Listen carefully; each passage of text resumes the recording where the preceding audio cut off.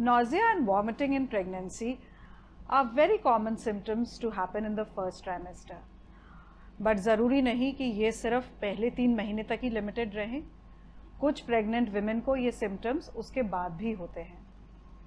तो ये क्यों होती है, इसका इलाज क्या है और इससे कैसे आप जूझ सकते हैं, यही सब मैं आपको इस वीडियो में बताऊंगी. I am doctor Amita Shah, senior consultant and laparoscopic surgeon, and I bring greetings from Global Women's Clinic, Palam Vihar, Gurugram. So जैसे ही प्रेगनेंसी होती है, एक बहुत ही खुशी का माहौल होता है. 2 लाइन आती हैं और आप बहुत खुश होते हैं, सारी फैमिली मेम्बर्स भी बहुत खुश होते हैं. लेकिन धीरे धीरे जैसे जैसे प्रेगनेंसी 5 वीक 6 वीक्स की होती है, कुछ सिम्टम्स आपको परेशान करने लगते हैं. उसमें सबसे कॉमन सिम्टम होता है नोज़िया, वॉमिटिंग. आप खा नहीं पाते हैं.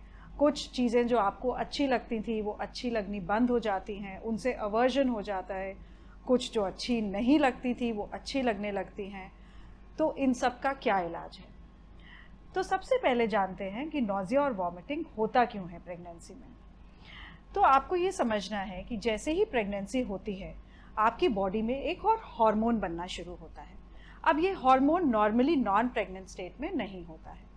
अब जैसे ये हार्मोन बनता है, पहले 3 महीने में धीरे धीरे करके ये हार्मोन राइज होने लगता है और जब 3 महीने पूरे हो जाते हैं, ये हार्मोन स्टेशनरी हो जाता है.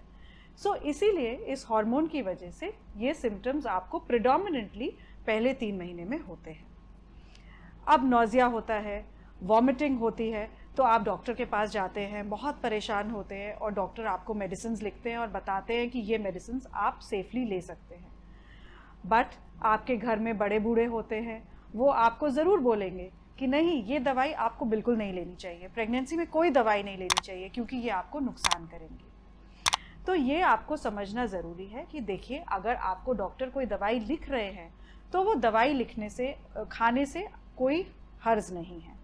बजाय इसके कि आप दवाई ना खाएं और आप नोज़िया वॉमिटिंग से परेशान होते रहे, पूरा दिन आप नहीं खाएंगे, तो वो आपको ज़्यादा नुकसानदेह करेगा. तो नोज़िया वॉमिटिंग को कंट्रोल करने के लिए कुछ होम रेमेडीज़ भी होती हैं जो मैं अपने पेशेंट्स को बताती हूँ. वो ये कहती हूँ कि सबसे इम्पॉर्टेंट है कि आपको डाइटरी मॉडिफिकेशन करना है. मतलब आपको स्मॉल फ्रीक्वेंट मील्स लेना है. जब आप हर थोड़ी देर में 2-2 घंटे में खाएंगे तो उससे होगा क्या कि आपका पेट खाली नहीं रहेगा. अगर पेट खाली नहीं रहेगा तो उससे आपको नोज़िया नहीं होगा. अब होता क्या है कि जब आप खाना नहीं खा पाते हैं क्योंकि आपको नोज़िया हो रहा है, तो आप बहुत लंबे समय तक खाली पेट रहते हैं, उससे और ज़्यादा नोज़िया होता है. तो ये एक विशियस साइकिल बन जाती है. उस विशियस साइकिल को तोड़ने के लिए आपको दवाई लेना ज़रूरी है. आप 7 दिन तक दवाई ले लें और उसके बाद अपना डाइटरी मॉडिफिकेशन करें. जब आप डाइटरी मॉडिफिकेशन कर लेते हैं, उसके बाद धीरे धीरे आपका दवाई पे डिपेंडेंसी ख़त्म हो जाती है. अब डाइट में क्या लेना है जिससे आपको नोज़िया वॉमिटिंग नहीं हो. ऐसे समय में इम्पॉर्टेंट है कि आप बहुत ज़्यादा स्पाइसी फूड ना खाएं, बहुत ज़्यादा तला भुना ना खाएं और लाइट खाना खाएं. मैं अक्सर अपने पेशेंट्स को बोलती हूँ कि आप फ्लूइड का इंटेक ज़रूर रखें. आप जितने ज़्यादा फ्लूइड्स लेंगे उतना आपको कम नोज़िया वॉमिटिंग होगा. जैसे आप छाछ ले सकते हैं, नारियल पानी ले सकते हैं, आप नींबू पानी बना के फ्रिज में रख सकते हैं, आप टैंक बना के फ्रिज में रख सकते हैं और इसको थोड़ी मात्रा में लेते रहें. कभी भी कोशिश ना करें कि आप एक टाइम पे बहुत ज़्यादा खाएं.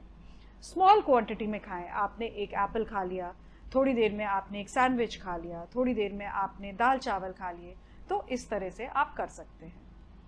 अक्सर देखा गया है कि नोज़िया वॉमिटिंग आपको सुबह उठते ही होता है. जैसे ही आप ब्रश करते हैं, ब्रश इंड्यूस्ड वॉमिटिंग होती है. तो उससे आप कैसे बच सकते हैं? आप अब रात को ब्रश करके सो सकते हैं. जैसे ही सुबह उठें, आप उठने के पहले अपने बेड साइड पे कुछ खाने की चीज़ रखें. कुछ लोगों को नमकीन बिस्किट अच्छा लगता है, कुछ लोगों को मीठा बिस्किट अच्छा लगता है, कुछ लोगों को नारियल अच्छा लगता है. वो आप अपनी जो भी आपका टेस्ट हो या एपेटाइट हो उसके हिसाब से ले सकते हैं. और बेड से उठते ही आपने सबसे पहले वो खा लिया. उसके बाद आप थोड़ा अपना घूमना फिरना कर सकते हैं घर में और फिर आधे 1 घंटे बाद ब्रश करके और फिर आप अपना नाश्ता कर सकते हैं. तो इस तरह से आप जो ब्रश इंड्यूस्ड वॉमिटिंग होती है उसको प्रिवेंट कर सकते हैं. कुछ घरेलू चीज़ों जो मैं आप बताती हूँ लोगों को, वो ये कि आप अदरक वाली थोड़ी थोड़ी करके चाय पी सकते हैं, लेकिन बहुत ज़्यादा क्वांटिटी में नहीं। देन आप नींबू पानी, तो जैसे मैंने आपको बताया, वो ले सकते हैं। आप इलायची या लौंग अपने मुंह में रख सकते हैं।